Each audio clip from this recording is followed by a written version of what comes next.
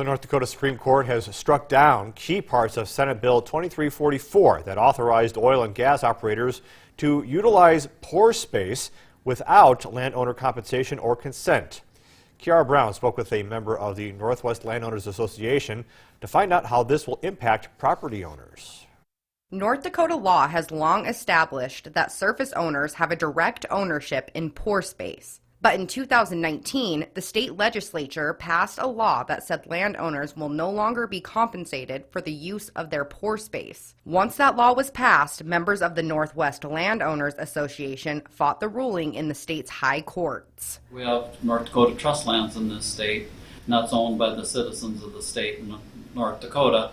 And about half, give or take a little differences, of the school funding comes from that land. So, this is, again, a multi-million, billion-dollar deal that would affect every citizen in the state of North Dakota. Pore spaces are cavities in rock or soil that are used when gas industries inject salt water underground for storage or for enhanced oil recovery. A state district judge ruled the law unconstitutional because it gives the landowners value from pore space to the gas and oil industry for free. While the decision does not stop the use of pore space by oil and gas operators, the decision emphasizes the need for landowner consideration and compensation for the use of their land.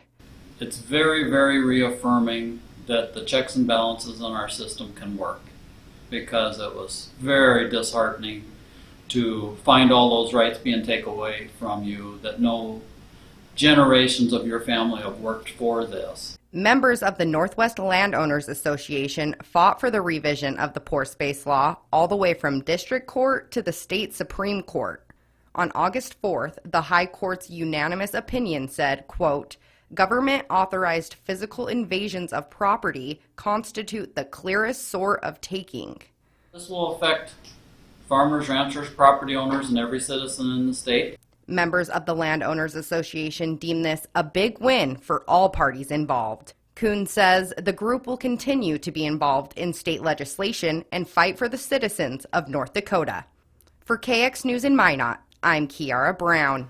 North Dakota's Industrial Commission, headed by Governor Doug Burgum, said in a statement Thursday that it's, quote, committed to ensuring that underground saltwater injection wells are managed for the benefit of landowners as well as the oil and gas industry, end quote.